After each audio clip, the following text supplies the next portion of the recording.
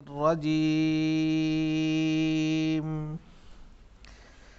بسم الله الرحمن الرحيم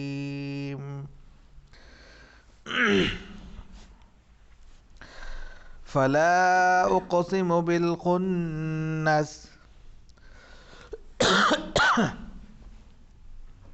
الجوار الكنس والليل إذا عسعس والصبح إذا تنفس إنه لقول رسول كريم ذي قوة عند ذي العرش مكين مطاع ثم أمين وما صاحبكم بمجنون ولقد رآه بالأفق المبين وما هو على الغيب بضنين وما هو بقول شيطان رجيم فأين تذهبون إن هو إلا ذكر للعالمين لمن شاء منكم أن يستقيم وما تشاءون إلا أن يشاء الله رب العالمين صدق اللہ العظیم۔ محترم بزرگوں اور دوستوں، دینی اور ایمانی بھائیوں، اللہ رب العزت کا شکر ہے، اس کا کرم ہے کہ اس نے ہمیں نماز عشاء کے ساتھ ساتھ درس قرآن میں بیٹھنے کی بھی توفیق عطا فرمائی۔ حضرات، آج درس قرآن میں سورہ تکویر کا آخری پارٹ، آخری حصہ پیش کیا جا رہا ہے۔ اس کا پہلا حصہ اس سے پہلے ہفتے میں بیان کر دیا گیا تھا، جس میں 14 آیتیں پیش کی گئی تھیں، ان کی تمام تفسیر پیش کر دی گئی تھی۔ اب اس کا آخری حصہ پیش کیا جا رہا ہے۔ اس آخری حصے میں رسالت کا بیان ہے۔ اس آخری حصے میں رسالت کا پورا بیان ہے کہ جناب محمد الرسول اللہ صلی اللہ علیہ وسلم جو پیغامات لے کر آئے ہیں، جو قرآن کریم نازل ہوا ہے، یہ چھوٹی موٹی کتاب نہیں ہے، بلکہ یہ ذریعہ جس کے ذریعے سے یہ کتاب اتری وہ بھی بڑے محترم اور بہت زیادہ بلند و بالا فرشتے ہیں، ان کا مقام اللہ کے نزدیک بہت بلند ہے۔ مزید جن کے قلب اطہر پر اترا، یعنی جناب محمد الرسول اللہ صلی اللہ علیہ وسلم، وہ کوئی دیوانہ نہیں ہے کہ تم ان کو دیوانہ سمجھ رہے ہو، بلکہ وہ ایسی پرانی باتیں آپ کے سامنے تحقیق شدہ بیان کر رہے ہیں، تو آپ ان کو دیوانہ کہہ رہے ہیں۔ تمہیں تو چاہیے تھا کہ فوراً ایمان لے آتے۔ لہذا رسالت کو اپنانا اور رسالت کو ماننا اور اس پر ایمان لے کر آنا، یہ بھی ایمانی کا ایک حصہ ہے۔ اس طرف ان تمام آیتوں کے اندر توجہ دلائی گئی ہے، اور ان تمام توجہ کی طرف، ان تمام چیزوں کی طرف توجہ دلانے کے ساتھ ساتھ سب سے پہلے قسمیں کھائی گئی ہیں، اور ان چیزوں کی قسمیں کھائی ہیں جو وہ دیکھتے تھے۔ قرآن کا اپنا انداز ہے، اور اس کے بعد میں پھر بتایا گیا۔ تو فلا اقسم بالخنس، قسم ہے چھپنے والے، قسم ہے ہٹنے والے، قسم ہے ہٹنے والے، الجوار الکنس، چننے والے اور چھپنے والے ستاروں کی۔ 3 ستاروں کا یہاں تذکرہ ہے۔ قسم ہے ہٹنے والے، پھر چننے والے، اور پھر چھپنے والے۔ خنس کہتے ہیں ہٹنا، ایک جگہ سے دوسری جگہ چلے جانا۔ جوار کہتے ہیں چننے کو، راؤنڈ کرنے کو، اور کنس کہتے ہیں چھپنے کو۔ تو آسمان کے اندر بہت زیادہ ستارے ہیں، سیارے ہیں، ان کی قسم کھائی ہیں کہ جو مریخ ہے اور اسی طرح مشتری ہے، عطارد ہے، اور اس طرح کی جو سیارے ہیں آسمان کے اندر ہیں، یہ سب کے سب کی قسم کھا کر بتائی جا رہی ہے کہ جو سورج کے نکلنے پر غائب ہو جاتے ہیں. ابھی اس کی پہلے ہم ترجمہ کر دیں پھر تفسیر بیان کرتے ہیں. تو قسم ہے ہٹنے والے، چلنے والے اور چھپنے والے ستاروں کی. واللیل اذا عسعس، اور قسم ہے اس رات کی جب وہ جانے لگی. والصبح اذا تنفس، اور قسم ہے صبح کی جب وہ روشن ہونے لگے، چمکنے لگے. اب بتا رہے ان 3-4 چیزوں کی قسمیں کھا کر بتا رہے انہ لقول رسول کریم، قرآن کریم کے بارے میں، کہ بلا شبہ یہ ایک بزرگ و بالا رسول یعنی قاصد کا کہا ہوا پیغام ہے. رسول کریم سے مراد حضرت جبریل امین ہے. بلا شبہ یہ کلام جو ہے یہ ایک بزرگ بالا قاصد کی جانب سے کہا ہوا کلام ہے جو جناب محمد رسول اللہ صلی اللہ علیہ وسلم کے قلب اطہر پر نازل ہوتے تھے اللہ کی طرف سے وحی لے کر. اس فرشتے کا کہا ہوا ایک کلام ہے، اور وہ فرشتہ چھوٹا موٹا نہیں ہے. ذی قوت عند ذی العرش مکین، وہ فرشتے بہت طاقتور ہیں اور اللہ کے نزدیک بہت زیادہ بلند و بالا مرتبہ رکھتے ہیں. مطاع ثم امین، اور جس کی آسمانوں میں تمام فرشتے اطاعت کرتے ہیں، بات مانتے ہیں. ثم امین، اور پھر وہ امانت دار بھی ہے، جس چیز کے بارے میں ان کو حکم دیا پورا امانت داری سے کام کرتے ہیں. وما صاحبکم بمجنون، اور تمہارا یہ ساتھی دیوانہ نہیں ہے. صاحبکم سے مراد جناب محمد رسول اللہ صلی اللہ علیہ وسلم ہے. وَلَقَدْ رَآهُ بِالْأُفْقِ الْمُبِينِ، اس لیے کہ انہوں نے بذات خود ان کو یعنی حضرت جبرائیل کو آسمانی افق پر کھلم کھلا دیکھا ہے، اپنی آنکھوں سے دیکھا ہے. وَمَا هُوَ عَلَى الْغَيْبِ بِضَنِينٍ، اور یہ جو ہے غیب کی باتوں میں بخیل پنا نہیں کرتے، کچھ بھی چھپاتے نہیں ہیں، سب بیان کر دیتے ہیں. یعنی آپ صلی اللہ علیہ وسلم کو کہا کہ غیب کی جو بھی باتیں نازل ہوتی ہیں اس میں کچھ بھی بخیل پنا نہیں دکھاتے، سب بتا دیتے ہیں. وما ہوا بقول شیطان الرجیم، اور یہ کلام جو ہے یعنی یہ قرآن کریم جو ہے شیطان مردود کا کلام نہیں ہے. فَأَيْنَ تَذْهَبُونَ، پھر کہاں جا رہے ہو، یعنی اس کتاب کو، اس کے احکامات کو چھوڑ کر کس طرف اپنی زندگی لگا بیٹھے ہو. ان هو الا ذکر للعالمین، یہ کلام جو ہے تمام جہاں کے لوگوں کے لیے ایک نصیحت نامہ ہے، ایک ہدایت نامہ ہے. لمن شاء منکم ان یستقیم، اس شخص کے لیے، خاص طور سے اس شخص کے لیے تم میں سے جو سیدھا راستہ اختیار کرنا چاہتا ہے. وما تشاءون الا ان یشاء اللہ رب العالمین، اور اللہ رب العزت کے چاہے بغیر تم کچھ بھی چاہو ہو نہیں سکتا. اللہ نہیں چاہ رہا ہے اور تم چاہنے لگو تو وہ چیز ہو نہیں سکتی. تو یہ اس کا ترجمہ تھا جو آپ کے سامنے پیش کیا گیا. ان تمام آیتوں کے اندر شروع میں قسمیں کھائی گئی ہیں اور اس کے بعد پھر رسالت کو سمجھایا گیا ہے.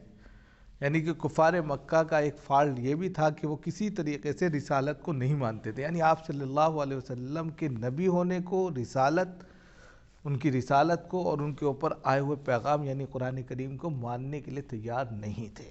وہ کہتے تھے نہیں سب من گھڑت کہانی ہے، یہ اپنی طرف سے بولا کرتے، مانتے نہیں تھے. تو ان کے سامنے ایسی چیزوں کی قسمیں کھائیں جس کو وہ خود دیکھتے تھے. کہا کہ چاند ستاروں کو تو وہ دیکھتے ہی دیکھتے تھے، مزید چاند ستاروں کے علاوہ بھی آسمان میں جتنے ستارے تھے، اور خاص طور سے وہ ستارے جو سائنسی نقطہ نظر سے سورج کے ارد گرد یا سورج ہی کی گردش پر گردش کرتے رہتے ہیں، ان کی قسم کھائی یہاں پر. فلا اقسم بالخنس. خنس میں نے ابھی جیسے بتایا پلٹنا، یعنی سورج کی گردش پر سورج آپ دیکھیں گے سائنس کا ایک پورا نقطہ نظر ہے، یا وہ نہیں ہے، بورڈ نہیں ہے ورنہ سمجھاتے، اس پر لائنیں کھینچی ہوئی ہیں، اور ہر لائن پر ایک اپنا سیارہ، ایک ستارہ گردش کر رہا ہے. زمین اپنے اوپر ہے، مریخ اپنی جگہ ہے، عطارد اپنی جگہ ہے، مشتری اپنی جگہ ہے، سورج اپنی جگہ ہے، سب گھوم رہے ہیں، چاند اپنی جگہ گھوم رہا ہے. تو آکاش کے اندر بہت ساری چیزیں ہیں. سائنسی نقطہ نظر سے جنہوں نے سائنس پڑھی اس کو وہ آسانی سے سمجھ سکتے ہیں. آکاش کے اندر پھیلے ہوئے بے شمار ستارے سیارے جو گردش کر رہے ہیں، آپ دیکھتے ہیں کہ سورج جیسے ہی نکلتا ہے سب چھپ جاتے ہیں، سب چلے جاتے ہیں، ہٹ جاتے ہیں، راستہ چھوڑ دیتے ہیں. اسی کو کہا ہٹ جانا، چلے جانا، چھپ جانا. یعنی کہ صرف 3-4 کا یہاں نام ضرور لیا ہے، لیکن آسمان میں جتنے بھی سیارے ہیں سب کی قسمیں کھا دی کہ جن کو تم جانتے ہو اور جن کو تم نہیں جانتے، جن کی روشنی آج تک زمین پر آئی بھی نہیں ہے، وہ تمام سیارے سورج کے ارد گرد چکر کاٹ رہے ہیں، اور اس کی روشنی جیسے دن میں بڑھنے لگتی ہے وہ سب کے سب کنارے لگ جاتے ہیں، اور تم اس کو دیکھتے ہو کہ سارے کے سارے ستارے غائب ہو گئے، اور جیسے ہی سورج کی مدھم روشنی دھیرے دھیرے ختم ہوتی ہے شام میں اور سورج بالکل غائب ہوتا ہے، ویسے وہ سب کے سب پھر نکلنا شروع ہو جاتے ہیں. لہذا ان تمام ستارے اور سیاروں کی قسمیں کھائی گئیں جو سورج کے نکلتے وقت غائب ہو جاتے ہیں، چلے جاتے ہیں، ہٹ جاتے ہیں، چھپ جاتے ہیں. اگر تمہارے اندر ذرا برابر بھی غور و فکر کرنے کی صلاحیت ہے تو وہ اس پر دیکھ لو، اور یہ نہیں کر سکتے تو واللیل اذا عسعس. عسعس کہتے ہیں ازداد ہے یہ، یعنی آنا جانا، آنا جانا، اپ ڈاؤن جس کو بولتے ہیں. عسعس کا مطلب ہوتا ہے آنا جانا، یعنی رات آ رہی ہے پھر جا رہی ہے، پھر آ رہی ہے پھر جا رہی ہے. تو یہ جو 24 گھنٹے کے بعد راؤنڈ پہ راؤنڈ ہو رہا ہے، کوئی انسان کے بس کی بات نہیں ہے. آپ کوئی ٹائم فکس کر دیں کسی طرح، وہ بھی ایک وقت میں آ کے جواب دے جائے گی، سیل ختم ہو جائے گا، کچھ بھی ہر چیز عارضی مصنوعی چیز بنائی جائے گی تو وہ خراب ہو سکتی ہے.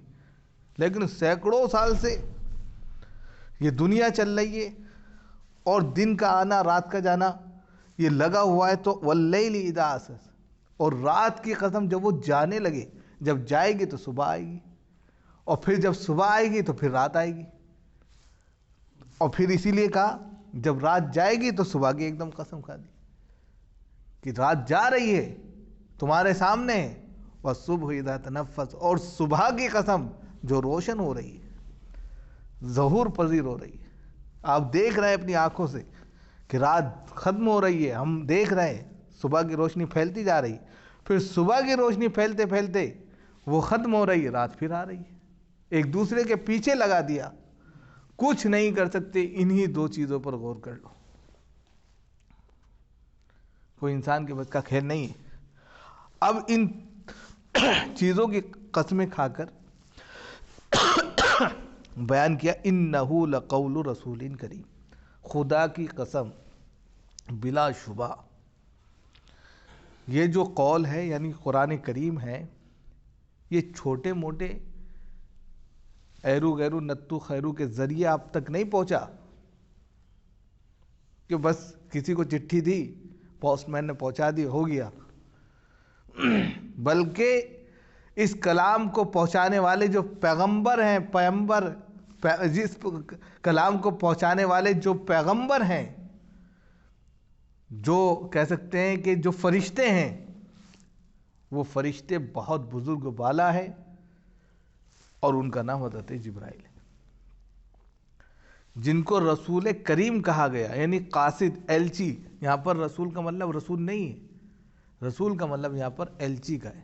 ایلچی قاصد، یعنی آپ اپنی طرف سے کسی کو اپنی طرف سے بھیجنے، اس کو ایلچی بولتے ہیں. یعنی اللہ خود نہیں آیا، اپنا ایلچی بنا کر، اپنا قاصد بنا کر حضرت جبریل کو بھیجا. اور حضرت جبریل سب سے بڑے کیا ہیں؟ کریم کا، بزرگ و بالا ہے، یعنی کہ سب سے اعلیٰ مقام رکھتے ہیں. اور مزید کا ذی قوت عند ذی العرش مکین، وہ نہایت ہی بزرگ و بالا بھی ہیں، بہت ہی زیادہ اللہ کے قریب بھی ہیں. مزید کا وہ طاقتور بھی ہیں، یعنی جس بات کا ان کو حکم دیا جاتا ہے وہ فوراً پوری قدرت رکھتے ہیں اس کو وہ کر گزرے. اور اللہ کے نزدیک تمام فرشتوں میں ان کا سب سے اعلیٰ مقام ہے کہ سب سے زیادہ وہی قریب تر ہیں. اور جناب محمد رسول اللہ صلی اللہ علیہ وسلم نے ان کو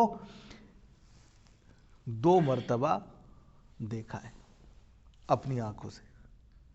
ایک مرتبہ تو یہی، یعنی کہ نبوت کی ابتدائی زمانے میں آپ صلی اللہ علیہ وسلم نے حضرت جبرائیل کو دیکھا، اور ایک معراج کے موقع پر آپ نے ان کو دیکھا. کہتے ہیں کہ جب ان کے اتنے بڑے پر تھے، 600 پر تھے، حدیث میں آتا ہے، ایک ہاتھ اور دوسرا ہاتھ، ایک نے مشرق اور ایک نے مغرب کو ڈھانپ لیا تھا. اتنا بھاری بھرکم ہیوج فرشتے کہ پورے کے پورے آسمان پر فٹ وہ فرشتہ یہ کلام لے کر آ رہا ہے اللہ کی جانب سے. اور جناب محمد رسول اللہ صلی اللہ علیہ وسلم کے قلب اطہر پر ڈائریکٹ نازل ہو رہا ہے، جس کا تم انکار کر رہے ہو.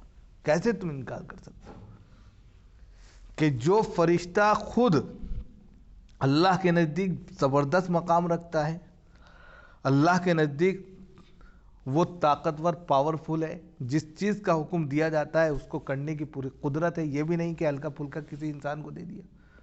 اور جب آپ صلی اللہ علیہ وسلم نے ان کو بذات خود اپنی آنکھوں سے دیکھا تو کہتے ہیں کہ ان کے پیر زمین پر تھے، ان کا سر آسمانوں میں تھا. ان کے 600 پر تھے اور ان کا ایک ہاتھ مشرق میں اور دوسرا مغرب میں تھا. جو اتنا بھاری بھرکم فرشتہ ہو، اس کا پیغام لانا اور جناب محمد رسول اللہ صلی اللہ علیہ وسلم کے سامنے آ کر اقرأ بسم ربک الذی خلق کی صدا لگانا، یہ کوئی معمولی کام نہیں ہے جس کا تم انکار کر رہے ہو. تمہاری ذات بھی ان کے برابر نہیں ہے. انہو مطاع ثم امین. اور مزید بتایا کہ وہ فرشتہ ایسا ہی نہیں ہے کہ آسمانی دنیا پر جتنے فرشتے ہیں سب ان کی اطاعت کرتے ہیں، فرما برداری کرتے ہیں، اور ایسی فرما برداری کرتے ہیں انہوں نے کچھ کہا وہ کام ہو گیا. یہ نہیں کہ انکار کر دیا، یعنی کہ تمام آسمانی دنیا کے فرشتوں کے وہ سردار ہیں. ثم امین. اور پھر وہ امانت دار بھی ہیں، یعنی جس چیز کا ان کو حکم دیا گیا اللہ کی جانب سے اس کو پورے طور پر پیغمبر محمد صلی اللہ علیہ وسلم پر لا کر اتار رہے ہیں. یہ نہیں کہ کوئی چیز چھپا لی، کوئی چیز رکھ لی بیچ میں، جیسے آپ لوگ ڈنڈی مار دیتے ہیں، ایسا کچھ نہیں، بلکہ پورا جیسا ادھر سے اترا سیدھا قلب اطہر پر اتار دیا. ثم امین. امانت دار بھی ہیں، بہت بڑی بات ہے. دیکھیے قرآن نے ایک ایک لفظ کو واضح کر دیا. اب اس کے بعد کہا کہ جب رسول اکرم صلی اللہ علیہ وسلم پر ایسے پیغام یعنی فرشتے کے ذریعے یہ قرآن اترا ہے جس میں کوئی تصور بھی نہیں کر سکتا کہ وہ جھوٹا ہے، سچا، یعنی کہ وہ غلط بیان لے کر آیا ہے، تو وما صاحبکم بمجنون. تم رسول اکرم صلی اللہ علیہ وسلم کو دیوانہ کیوں کہہ رہے ہو؟ کہ تمہارے جو ساتھی ہیں یعنی جناب محمد رسول اللہ صلی اللہ علیہ وسلم جو یہ پیغامات تم تک پہنچا رہے ہیں، یہ دیوانے کی حد تک نہیں ہے کہ کسی دیوانے کا کلام ہے اور وہ کہہ جا رہا ہے. ایک شاعر ہوتا ہے اور شاعر اپنی دیوانگی میں اپنے محبوب کو بیان کر رہا ہے، ایسا کچھ نہیں ہے. اس لیے کہ یہ تمام کا تمام جو پیغامات ہیں یہ اللہ کی جانب سے ہیں، اور اس کے اندر ایسی ایسی خبریں ہیں، اگر تم تحقیق کرو، جستجو میں لگ جاؤ اور پچھلے تمام واقعات کو کھنگالو اور دیکھو تو یہ واقعات بالکل حقیقت پر مبنی ہے، صداقت پر مبنی ہے. تو پھر کیسے تم اس شخص کو دیوانہ کہہ سکتے ہو؟ کیسے تم ان کی رسالت کا انکار کر سکتے ہو؟ جناب محمد رسول اللہ صلی اللہ علیہ وسلم کو وہ لوگ دیوانہ کہتے تھے، شاعر کہتے تھے، مجنون کہتے تھے، ایسے ایسے لفظ سے وہ پکارتے تھے. اسی کو قرآن نے ریکارڈ کیا کہ تم دیوانہ جس کو کہہ رہے ہو دیوانہ نہیں ہے، یہ آخری پیغمبر ہیں، رسول ہیں، نبی ہیں، سندیشٹا ہیں، جو تم تک اللہ رب العزت کے احکامات کو پہنچا رہے ہیں. اور یہ احکامات، یہ پیغامات، یہ میسیجز جو قرآن کی شکل میں نازل ہوئے ہیں، یہ خود نہیں، حضرت جبریل کے ذریعے ہم نے ان تک پہنچائے ہیں. اور حضرت جبریل کون ہے؟ وہ اتنے بڑے فرشتے ہیں کہ تمام فرشتوں کے وہ سردار ہیں. وَلَقَدْ رَآهُ بِالْأُفْقِ الْمُبِينِ. اور خود جناب محمد رسول اللہ صلی اللہ علیہ وسلم نے حضرت جبریل کو آسمانی افق پر ایک نہیں 2 بار اپنی آنکھوں سے دیکھا ہے. یعنی کہ جو انسان خود اپنی آنکھوں سے دیکھ لے پھر وہ تم تک بیان کرے تو وہ جھوٹا نہیں ہو سکتا. تم یہ سوچو کہ کوئی آیا، مثال کے طور پہ آصف اور جنات آ جاتے ہیں، دکھائی دیتا نہیں، بس ہلڑ بازی کرنے لگتے ہیں، وہ دکھ رہا ہے، یہ دکھ رہا ہے. ایسا کچھ نہیں. آپ صلی اللہ علیہ وسلم نے تو ان کو خود دیکھا ہے کہ وہ کتنا زبردست پاورفل ہے، اور وہ پیغام لے کر آیا ہے، وہ فرشتہ پیغام آپ تک پہنچا رہا ہے. اور آپ صلی اللہ علیہ وسلم بار بار کہہ رہے تھے مَا أَنَا بِقَارِئ، میں پڑھا لکھا نہیں ہوں، میں نہیں پڑھ سکتا. لیکن آپ کہہ رہے تھے غطینی یعنی دباتے تھے. حضرت جبریل آپ صلی اللہ علیہ وسلم کے بدن کو دباتے اور کہتے اقرا، پڑھیے. 1-2 دفعہ نہیں، 3 مرتبہ آپ نے کہا. 4تھی مرتبہ میں آپ نے اقرا بسم ربک الذی خلق پڑھنا شروع کیا. یہ ایسے پیغامات ہیں جس کا تم انکار کر رہے ہو. تو وما صاحبکم بمجنون ولقد رآہ بالافق المبین. اور اس کے بعد کہہ رہے وما هو علی الغیب بضنین. اور یہ جو آپ کا ساتھی ہے، یعنی جناب محمد رسول اللہ صلی اللہ علیہ وسلم کے پاس جو پیغامات آئے ہیں، جو قرآن نازل ہوا ہے، جو وحی نازل ہوئی ہے، اس میں وہ بخیل نہیں ہے، کسی بھی طرح سے بخیل پنا نہیں کرتے، غیب کی باتوں کو کسی طرح سے بھی چھپاتے نہیں ہیں. جو احکامات اترتے ہیں سب کچھ بیان کر دیتے ہیں. یہ نہیں کہ کچھ اپنے پاس رکھ لیے بعد میں ہم اپنے طور پر پیش کریں گے، ایسا کچھ نہیں. جو بھی غیب کی باتیں آپ تک اترتی ہیں قرآن میں، آپ صلی اللہ علیہ وسلم کھلا فوراً صحابہ اکرام رضوان اللہ تعالیٰ علیہ مجمعین کے سامنے بیان کر دیتے. وہ اس کو لکھ لیتے، کچھ یاد کر لیتے، آپ صلی اللہ علیہ وسلم کو اللہ رب العزت یاد کرا دیتے، اور اس طریقے سے قرآن محفوظ ہو گیا. اس میں تو کچھ بھی چھپایا نہیں ہے. تم یہ سوچ لو کہ ہمارے لیے چھپا لیا، اپنے لیے یہ کر دیا، ایسا کچھ نہیں ہے. اور پھر اس کے بعد کہنا ہے کہ وما ہوا بقول شیطان الرجیم. اور یہ قرآن کریم جو ہے شیطان مردود کا کلام نہیں ہے.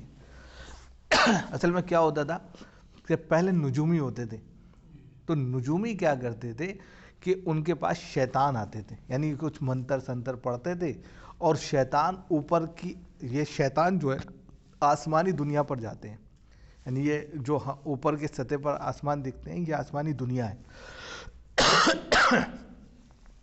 اس آسمان تک جب وہ پہنچتے ہیں تو آسمان کے اوپر جو باتیں چل رہی ہوتی ہیں، چھوٹی موٹی باتیں جو ہے، جیسے مثال کے طور پہ آپ کسی کے گھر کے پاس سے جا رہے ہیں، کوئی بات کر رہا ہے تو 2-3 باتیں آپ کے کان میں پڑ گئی، جا کے آپ نے کہا بھائی دونوں لڑ رہے ہیں، بات کر رہے تو آگے بول دیا لڑ رہے دونوں. اسی طریقے سے نجومی کو یہ شیطان جو ہیں جاتے تھے، اور جانے کے بعد میں کان لگا کر سنتے تھے آسمان میں کیا بات چل رہی، اور 2-3 باتیں الٹی سیدھی ان کو معلوم ہے، آ کے نجومیوں کے دل میں ڈال دی. اب نجومی اپنے طور پر اس کو بھائی سنکٹ آنے والا ہے، اب یہ آنے والا ہے، تو وہاں پھس پھس جو ہوتی تھی اس کو یہ اپنی من گھڑت کہانی بنا کر پیش کر دیا کرتے تھے. تو اسی کو یہاں پر کرا وما ہوا بقول شیطان الرجیم. یہ قرآن کریم شیطان مردود کا کلام نہیں ہے کہ نجومیوں کے دلوں میں ڈال دیا، ادھر سے وہ پھسپھسی باتیں سن کر آئے اور آپ نے کہہ دیا یہ قرآن جو ہے بس ایسے ہی ہے جیسے نجومی باتیں کرتے ہیں. 100 باتیں کی، 1 صحیح ہو گئی، 99 غلط، تو بھی نجومی. قرآن 100% سچا ہے اور اللہ کا کلام ہے، بالکل صداقت صاف طور پر بتا دیا. اور جب قرآن اتنا صاف ستھرا ہے، شیطان کا کوئی کلام نہیں ہے، فَأَيْنَ تَذْهَبُونَ، پھر اسے چھوڑ کر کہاں جا رہے ہو تم لوگ؟ سوال ہے، اہل مکہ سے سوال تھا، لیکن دنیا کے ہر انسان سے یہ سوال ہے کہ جب یہ کلام پوتر ہے، خدا کا پیغام ہے، اللہ کے رسول صلی اللہ علیہ وسلم پر اترا ہوا اللہ کا وہ آخری سندیش ہے جو رہتی دنیا تک رہبر کامل ہے، لہذا اسے چھوڑ کر اب جاتے کہاں ہو؟ کہاں جا رہے ہو؟ اس کے بغیر تمہاری زندگی میں بہار نہیں ہے، اس کے بغیر تمہیں سکون نہیں مل سکتا، اس کے بغیر تمہاری زندگی کی نیا پار نہیں ہو سکتی، پھر کہاں جا رہے ہو؟ نجومیوں کے پاس جا رہے ہو، جادوگروں کے پاس جا رہے ہو، لیکن قرآن کے پاس نہیں آ سکتے۔ فَأَيْنَ تَذْهَبُونَ إِنْ هُوَ إِلَّا ذِكْرٌ لِلْعَالَمِينَ۔ ارے خدا کے بندو، یہ قرآن جو ہے تمام جہاں کے لیے نصیحت نامہ ہے، جو اس کو پڑھتا جائے گا زندگی کی راہیں اس کے لیے نکلتی جائیں گی اور وہ آسانی سے زندگی جیتا جائے گا، دنیا کے اندر بھی کامیاب ہوگا اور آخرت کے اندر بھی اس کو جو ہے کامیابی ملے گی۔ یہ وہ نصیحت نامہ ہے جس کو تم چھوڑ کر اپنے ادھر ادھر کے لوگوں میں لگے ہوئے ہیں۔ لمن شاء منکم ان یستقیم، اور خاص طور سے تم میں سے وہ لوگ جو اس سے نصیحت حاصل کرنا چاہتے ہیں اور سیدھا راستہ اختیار کرنا چاہتے ہیں، ان کے لیے فی نفسی یہ نصیحت نامہ ہے، سب کے لیے نہیں کہا، کیونکہ آپ دیکھتے ہیں کہ دنیا کے اندر بے شمار لوگ ہیں، بہت سے لوگ اس کو نگلیکٹ کرتے ہیں، مانتے ہی نہیں، بہت سے لوگ ایسے ہیں جو اس کو مانتے ہیں۔ تو حدیث قرآن میں خود کہا ہے کہ لَأَمْلَأَنَّ جَهَنَّمَ مِنَ الْجِنَّةِ وَالنَّاسِ أَجْمَعِينَ، جو شیطان کے نقش قدم پر چلے گا ان کو تمام لوگوں کو اسی کے ساتھ میں جہنم میں ٹھوس دیں گے۔ اللہ نے کہا ہے چھوڑیں گے نہیں، تو جہنم بھی بنائیں گے، تو جو اس کا انکار کرتے ہیں وہ جہنم میں جائیں گے، اور جو اس کو مانتے ہیں ان کے لیے کہہ دیا خاص طور سے وہ لوگ جو چاہتے ہیں سیدھا راستے پر چلنا اور سیدھے راستے کی رہنمائی حاصل کرنا اور سیدھے راستے پر چل کر اپنی زندگی کو سنوارنا، تو ان کے لیے یہ نصیحت نامہ ہے، اور یہ نصیحت نامہ بھی اللہ کی توفیق سے، یہ آخر میں کہہ دیا، یعنی ہر انسان کو توفیق نہیں مل سکتی۔ یہاں بیٹھنے کی جتنے بھی بندے بیٹھے ہیں یہ توفیق اللہ کی جانب سے ہے، ورنہ بے شمار لوگ آئے، نماز پڑھی چلے گئے، لیکن درس قرآن میں بیٹھنے کی جو توفیق ملی، اس کے پیغامات کو سننے کی جو توفیق ملی، یہ اللہ کی طرف سے، اسی کو یہاں پر کہا لمن شاء، خاص طور سے وہ شخص جو خود چاہتا ہے کہ سیدھے راستے کی طرف چلے اور اس کی تعلیمات کو اپنائے، تو پھر اس کے لیے یہ ہدایت بن جاتا ہے، نصیحت نامہ بن جاتا ہے۔ اور بعد میں بتایا وَمَا تَشَاءُونَ إِلَّا أَن يَشَاءَ اللَّهُ رب العالمین، اور اگر اللہ رب العزت نہیں چاہتا اور آپ چاہتے ہیں تو آپ کے چاہنے سے کچھ نہیں ہوگا، یعنی اللہ رب العزت جب تک آپ کو توفیق نہ دے اس وقت تک آپ کچھ بھی نہیں کر سکتے، یہاں تک کہ آپ ایمان سے سرفراز ہیں، نماز کی توفیق نہیں ملی تو نماز کے لیے ایک سجدہ نہیں کر سکتے، آپ اچھے کام نہیں کر سکتے، آپ جو ہے رہنمائی نہیں کر سکتے، یعنی جب تک توفیق خداوندی شامل نہیں ہے اس وقت تک آپ دین کے کام بھی نہیں کر سکتے۔ اس لیے سب سے پہلے ضرورت اس بات کی ہے کہ یہ تو بہت بڑی بات کہہ دی تم نے کہ تمہارا دل جو چاہے کرے، ایسا کچھ نہیں ہے، دل تبھی چاہے گا جب اللہ چاہیں گے۔ تو تم میں سے جتنے لوگ ہیں جو اس کو نگلیکٹ کرنا چاہتے ہیں، یعنی کہ کفار مکہ کو خطاب ہے اور ان سے سب کو خطاب ہے، جو اس کو انکار کرتے ہیں، نگلیکٹ کرتے ہیں، تو تمہارے نگلیکٹ کرنے سے کوئی فائدہ نہیں ہے، اس لیے کہ اللہ چاہ ہی نہیں رہا ہے کہ تم اس کو اپناؤ، اور اللہ نے توفیق اگر دے دی تو پھر حضرت عمر کی طرح ہوں گے کہ حضرت عمر آپ صلی اللہ علیہ وسلم کو مارنے کے در پر چلے تھے اور وہاں سے قرآن کی دولت سے مالا مال ہو کر آ رہے تھے، سمجھ رہے؟ اور پھر حضرت آپ صلی اللہ علیہ وسلم کے چچا ابو جہل، جس کے لیے آپ صلی اللہ علیہ وسلم خود دعا کر رہے تھے لیکن اللہ نے توفیق نہیں دی، تو تبت یدا ابی لہب وتب بھی اتار دی کہ اس کے ہاتھ ٹوٹ جائیں، اس کے پیر ٹوٹ جائیں، جو آپ صلی اللہ علیہ وسلم کو گالیاں دیتا۔ تو چچا ہے ایک طرف، لیکن توفیق خداوندی نہیں حاصل ہوئی تو اس کے لیے قیامت تک کے لیے پھٹکار ہے، لیکن ایک کے لیے آپ صلی اللہ علیہ وسلم کی دعا قبول ہو گئی تو ان کو توفیق مل گئی اور وہ آپ صلی اللہ علیہ وسلم کے بہترین صحابہ میں شمار ہو گئے اور خلفائے راشدین میں ان کا نام درج ہو گیا۔ تو یہ قرآن کے پیغامات ہیں۔ اگر ہم بھی اللہ سے یہ چاہتے ہیں کہ ہمیں بھی توفیق ملے تو ہمیں نیک کام کی طرف سبقت کرنی چاہیے، تو اللہ مزید جو ہے نیک کاموں کی توفیق عطا فرماتا ہے۔ اللہ تعالیٰ ہم سب کو عمل کی توفیق مرحمت فرمائے۔ سبحان اللہ۔